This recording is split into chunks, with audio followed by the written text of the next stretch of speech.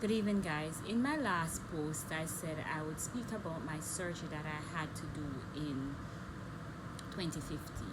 Now, the pain was getting so intense that I went to my doctor and I said, this pain is just too much. I can't bear it anymore. He said, I need to do ultrasound to see what is happening in the body. So I did an ultrasound and it shows that I had 4 fibroids. So we made a schedule to do the surgery, and was before I mean the natural stuff and all the information that I have now. And so we did it. When he went in, surgery was a success. When he came to give me the report of what happened, instead of 4 fibers, 25 fibers were taken out of my body of different size. This was June 23rd, 2015. And to even think that the stage was a success and everything was okay, I was told that he also saw adult endomyosis, which is another higher stage or other higher level of the endometriosis. And the recommendation was that I take the birth control, and what I would do, I take it for like 6 months straight so I wouldn't see my period, because the more you see your period is the more the wall of your uterus build up and the polyps and all of those things are in there. Or I do a hysterectomy. I've tried a birth control in the past, and what it is, I have all the symptoms as if I am still seeing my period. I want to just not seeing the shedding of the blood. And so I decided I would not do that. Hysterectomy was more easy, but then I said I couldn't give up like that. I couldn't make a decision like that. I would have to pray about it. And I prayed about it and I still didn't get an answer. And so I used to ask God, why me, God? Take the pain away, God, please. But then as I grow in the Lord and the Lord start to reveal things unto me, I said, God, please give me the strength to go through the pain. Show me what to do. And in 2017, I met Dr. Morgan, a naturopathic doctor. And he put me on a raw food diet for 30 days. That helped. I saw some difference in my monthly cycle, but I was still in pain. And so I said to him, I'm still in pain. And he said, boy, it seems like your hormones is really out of whack. So we continued some herbs and so. But it helped to some extent, but I wasn't totally cured of my pain. And so in 2019, I did a medical missionary course. So this is using natural remedy to heal the body and at the same time spreading the gospel. So you have to heal yourself. When I say heal yourself, you have to treat yourself. So me and the Lord went on a journey. And I started to cut out grains out of my diet. So I don't eat rice. If I do, it's like once every 3 weeks or so. Because in the course I learned that a lot of illness are overcome by eating less cooked food, cutting out grains, cutting out sugar, and all of those things. And the sugar that I had wasn't that I use sugar in any of my fruit juice or anything. It's like if I go on the road and I buy a fruit juice, it would have in sugar and I would partake of that. And also eating less cooked food, because cooked food really causes mucus in the body. But in that, I still was feeling pain, and the Lord, through prayer, the Lord spoke to me and said, you're not exercising enough, you're not drinking enough water. So those were added to the list. And in order not to have an excuse, I exercise in the front of my home.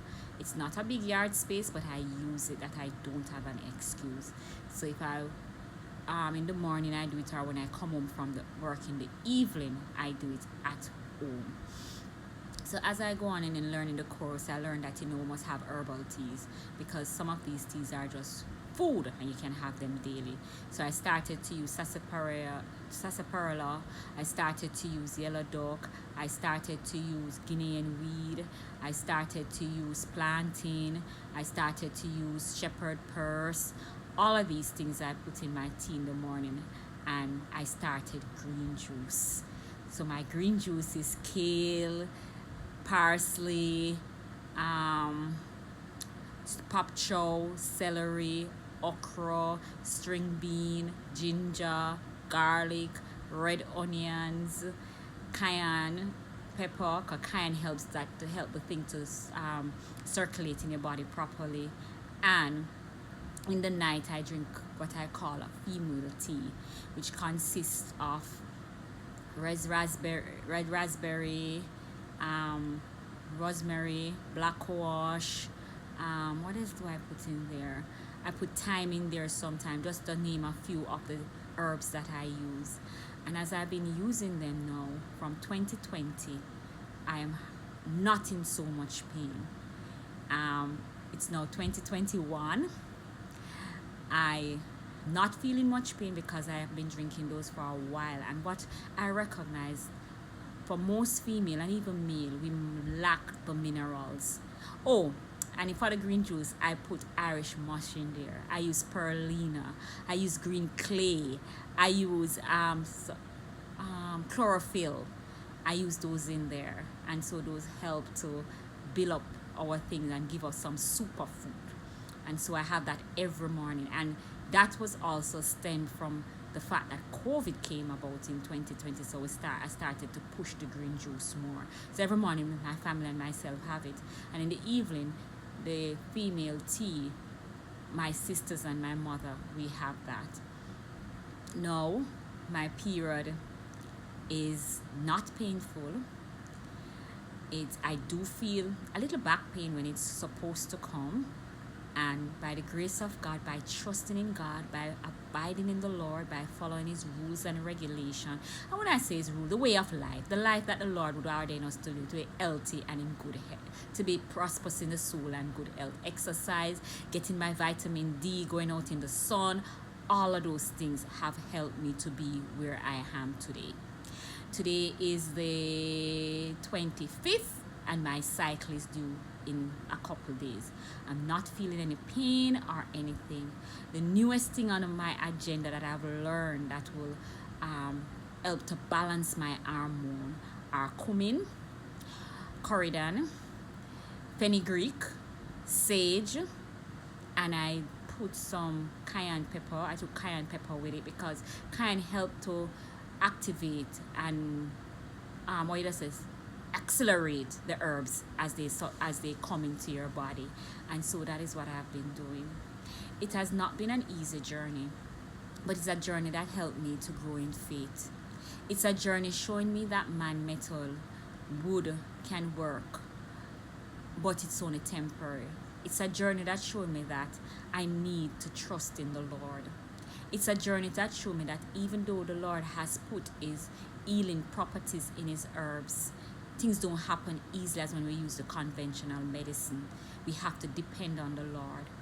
I've been struggling with endometriosis for over 16 years, but I've never given up, and I'm not giving up. I started a 6-month pack with the Lord and said, God, we're going to fix Nicole. It's in July now, and I think the Lord has fixed me to an extent. It's a journey that I'll do every day.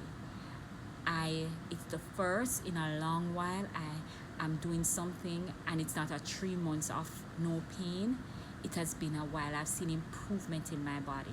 For me to able to do this video when my cycle is just 2 days or so away, it means that I have improved.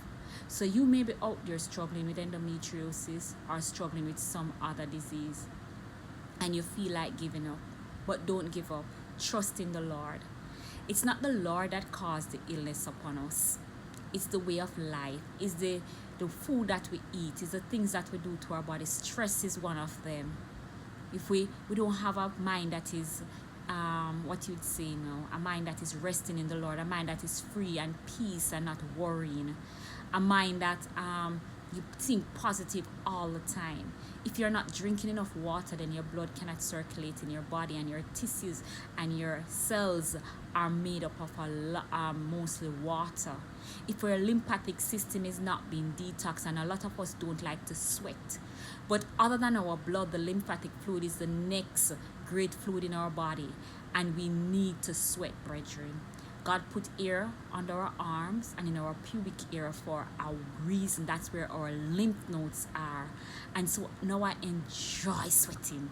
I didn't like sweating, but now I enjoy it. And so the body is just fearfully and wonderfully made.